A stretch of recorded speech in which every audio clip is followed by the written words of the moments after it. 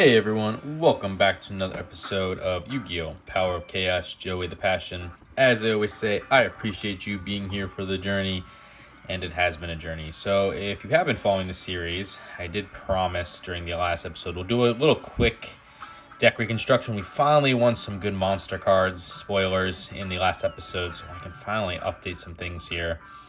And 47 cards is just not, it's just too high. I don't want to be at 47. So first things first, I've been talking about getting rid of Karate Man. We will finally get rid of Karate Man.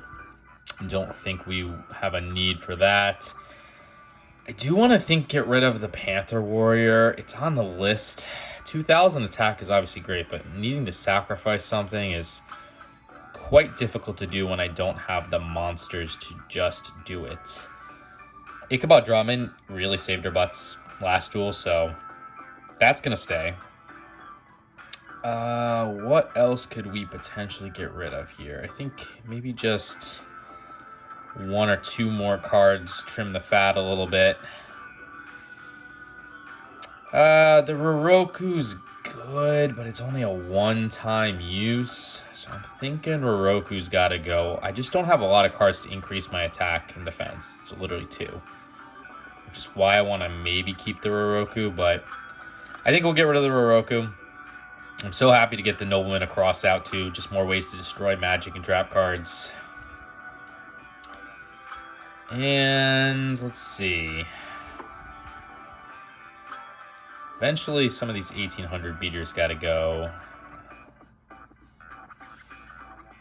Prevent Rat's kind of on the chopping block. If we can get another 2000 Island Turtle, that would be really, really good. I'd like to get rid of one more card. Maybe 45 is not a bad number too, though. It's pretty good. Yeah, let's just leave it at 45. I don't want to waste too much time. Let's just get into a duel. We might have to do a little bit more construction as we go through here, but let's jump into a match duel now and see exactly what Mr. Wheeler has in store for us today. I think hovering between 45 and 50 cards isn't necessarily bad. If we were at 50, I really would want to see some better tribute monsters in our deck. And as you know, we only literally have one, and it's a defensive card. I just haven't won any really good tribute monsters. So, but anyways, let's take a look at what we got. We got the Snatch Deal. That's that equip magic card. Take control of one of your opponent's face-up monsters. Your opponent gains 1,000 life points during each of your first standby phases. Again, if you have been following the series, I don't know why Mr. Wheeler didn't activate that during the last game that we had. He probably would have won. The Giant Red Sea Snake, 4-star monster, 1800 attack, 800 defense. The Eye of Truth. I'm really starting to love this trap card. Continuous trap card. As long as this card remains face up in the field, your opponent must show his or her hand. Your opponent increases his or her life points by 1,000 points at each of his or her standby phases if he/she has a spell card in his or her hand. Getting to see all the cards and exactly what he's doing is really, really powerful. Monster Reborn, a staple of the Yu-Gi-Oh! Franchise. Select one monster card from either your opponent or your own graveyard and place it on the field under your control and attack or defense position. This is considered a special summon. We got the Blast Sphere, 4-star monster, 1400 attack, 1400 defense with a really good effect of when your opponent attacks this monster in face down defense position, this card is treated as an equipped card and is used to equip the attacking monster. Damage not calculated. The equipped monster and this card are destroyed during your opponent's next standby phase. Your opponent then receives direct damage equal to the equipped monster's attack. You can get rid of some powerful resources with that card, and it has saved us a bunch of times. And the Mizur Zoo, I'm very happy about this card too. It's a trap card that you can activate this card when your monster is sent from the field to the graveyard. Destroy one monster on the field. And I actually really like that artwork. You kind of see like the trap. If you know Trap Hole, obviously it's probably a play on Trap Hole, but I really like the orange in the background of that card. So anyways, let's start off with the Eye of Truth down as well as the Mizur Zoo. No, let's just do Eye of Truth. He might have Harpy's Feather Dust or something. So we'll hold on that. And we'll get the Giant Red Sea Snake on the field. And this will allow me to know right when the turn ends exactly what we're dealing with here. So he's drawing. I'm going to activate the Eye of the Truth. We'll get to see all 6 of his cards. What? Oh, Mystical Space Typhoon. Okay. Nothing I can do about that. So we won't get to see exactly what deck we're dealing with. We did get him to get rid of a Mystical Space Typhoon. It's Yami. All right, so this is the Fiend deck. I really would have loved to have Eye of Truth in play now just to see what the heck's going on, but nothing we can do about that. So he did play Yami. That field spell card that increases the attack and defense of all Fiend and spell-type monsters by 200 points. Also decrease the attack and defense of all fairy type monsters by 200 points. And he did play the Mystical Space Typhoon that counter magic card destroys one spell or trap card on the field. This is probably his second strongest deck because of Fairy Box behind the Kinetic Soldier deck. So do have to be careful. We got a Tribute to the Dune, one of my all-time favorite cards. It helped me win a tournament once. Discard one card from your hand to the graveyard to destroy one monster card on the field, regardless of position. Let's put that Mizrazu down. I'm going to just attack this to see what it is before I decide if I want to go with Blast Sphere or not. I'm hoping to get rid of this. No. Okay. It's Headless Knight, 4-star monster, 1450 attack, 1700 defense. So that's unfortunate. I think I do need to use the Blast Sphere now, so we will put that Blast Sphere in defense mode. He's probably going to Tribute Summon, or if not Tribute Summon, he will hopefully attack with the Headless Knight. So we'll put the Blast Sphere down. That's what I wanted to see. Go after my Blast Sphere, destroy yourself. Perfect. Okay, and a monster defense mode, which we'll try to break through this upcoming turn here. Okay, got the Prevent Rat. It's a really good defensive monster. 4 stars, 500 attack, 2000 defense. Let's throw that Prevent Rat down. And we will use the Giant Red Sea Snake to hopefully get rid of whatever this is. Okay, it's a Red Moon Baby, 3-star monster, 700 attack, 1000 defense with an effect of a monster destroyed, but this card can be special summoned to face-up attack or defense position at the end of the battle phase, your side to your side of the field, excuse me. So now we'll end our turn. Blast Sphere will go off. He'll lose 1650 life points. So not a horrible use of Blast Sphere. I like to save Blast Sphere for the big beaters, but not necessarily a bad thing here, especially with the cards we have in our hand. No monster. One of these has to be Dark Necrofear then, that means. So we got the Ikaboy Drake Mord. All right, I got to be paying attention more. Ikaboy Drake Mord. Okay, I gotta remember that. It's a pretty good spell card. It did save us a bunch during the last duel, like I said earlier. Spoilers there. A monster equipped with this card cannot attack. Destroy the equipped monster at the end of the second turn of the player controlling this monster.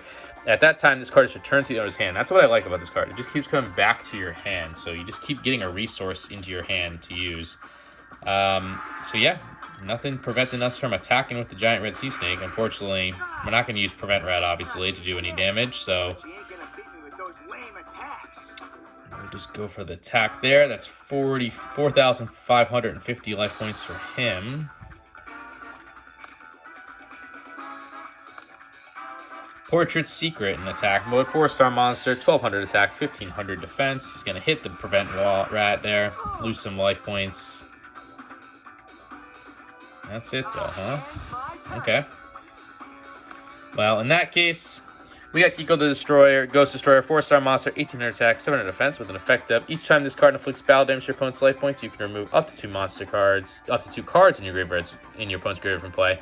In addition, as long as the card remains face up on the field, your opponent cannot remove any cards in your graveyard from play. So, let's get Kiko the Ghost Destroyer on the field in attack mode. Let's switch the Prevent Rat to attack mode. Let's use the Snatch Steal to take control of his Portrait Secret. And that is definitely overkill there. So that's all we need, and we'll win the first game with only losing 100 life points. Not too shit, but you ain't gonna beat me with those lame attacks.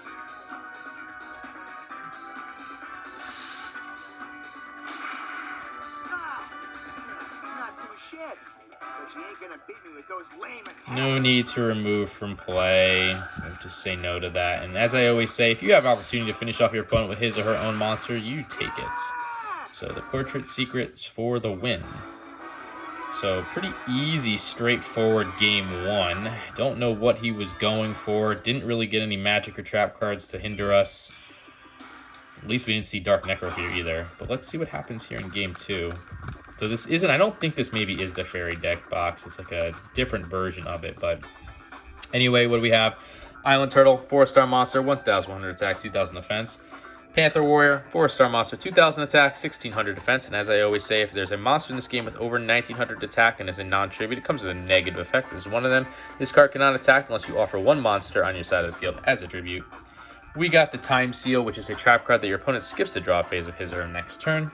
Tribute to the Doomed again, our one and only tribute monster. This really needs to change soon. Total Defense Shogun, 6-star monster, 1550 attack, 2500 defense with an effect of when this card is summoned, excluding special summon, it is placed on the field in defense position. This card can attack without being shifted to attack position. Damage results are still calculated normally, and Snatch Steal again. So we'll go with the Time Seal down.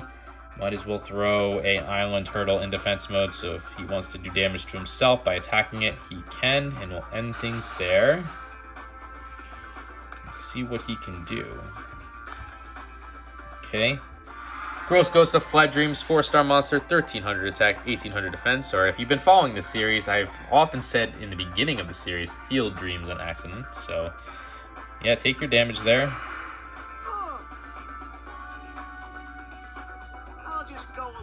Okay, he is playing a monster face down.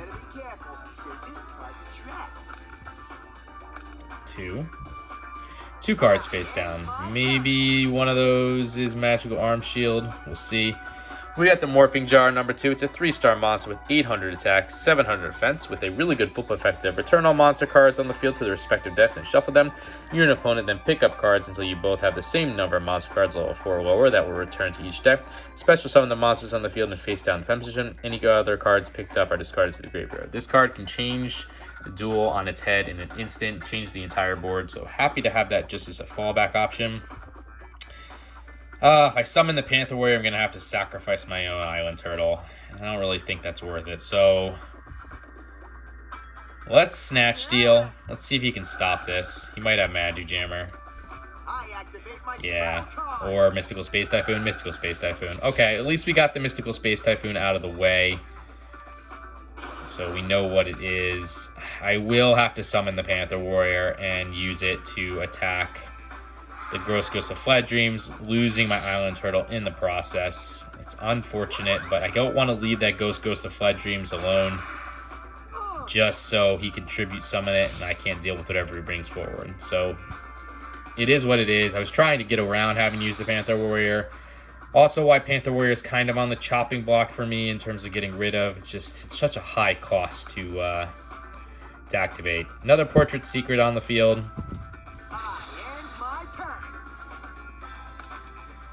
Okay, got the Premature Burial. It's a spell card that you pay 800 life points, select one monster card from the graveyard, and special summon the field and face up a tap position to equip. And equip with this card. When this card is destroyed, the monster is also destroyed. Yeah, I'm just going to make the sacrifice now. So we'll sacrifice the Panther Warrior. I'll get the Total Defense Shogun on the field, which will go right into defense mode. Plenty, 1550 attack is plenty to get rid of this thing, unless he's got like Kunai or Chain or something. We'll find out. Nope. Okay.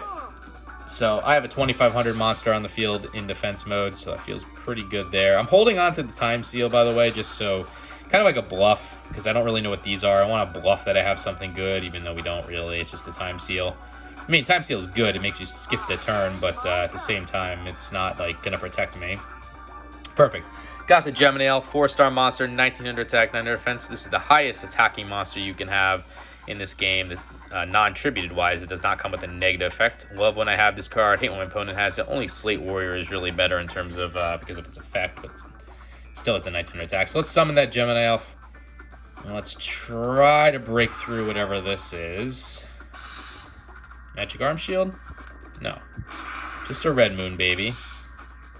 And we'll use the Total Defense Shogun to inflict some battle damage. Alright, if he's going to let all that go through, and he's only got 2 cards in his hand, I will activate the Time Seal now, so he can't draw this upcoming turn. And hopefully he's got no monsters in his hand, and we can maybe just go for the win. Let's find out, though. Nope, still got monsters. Okay, got the Monster Reborn. Let's try to Premature Burial. Maybe one of these is Magic Jammer. Let's find out. So I'm paying 800 life points. Yeah, let's take the Panther Warrior back now. Let's see. Okay, another Mystical Space Typhoon. That's fine. At least we're understanding what it is and getting rid of it. Let's try to Monster Reborn, though. And same thing. We're going to take the Panther Warrior. Alright, if he's not going to stop it, we're going to Tribute to the Doom now. We'll get rid of the Morphing Jar in number 2. We'll get rid of, hopefully, whatever this is. Okay, it was just a Souls of the Forgotten, 2-star monster, 900 attack, 200 defense. And again, he does have a card face down, but let's see what happens. Gem and Elf. Not too shabby, but you ain't gonna beat me with those lame attacks. Total defense Shogun. He's letting them all go through, so I think we got a win here. And if we get a win, looking for 3 new cards. That's what we care about. Want to complete the set here. And yeah, unless he's going to stop us, Panther Warrior will sacrifice the Gem and Elf. Alright. Pretty straightforward games here. Nothing really scared us. Nothing really jumped out at us. And I do think we played pretty optimal, so not too sad about that. So let's see what we did hopefully win. Hey, okay, an Earthbound Spirit. We will take that. Ah, man, I got totally whooped. But I'm never gonna quit as long as I got my whole future ahead of me. Earthbound Spirit is actually better than like Prevent Rat as an example because he does use Yami, but we've seen Earthbound Spirit a bunch of times, so let's just look at it really quickly. I probably am going to add it too, but it's a 4-star monster, 500 attack, 2000 defense. So again, it's the exact same thing as Prevent Rat, but because Earthbound Spirit is a fiend monster and he does use that Yami, it's kind of better than the Prevent Rat. 46. I think we're going to get to 50. So until we get to 50, kind of can leave it as is. I really do want to win Tribute Monster, though, soon.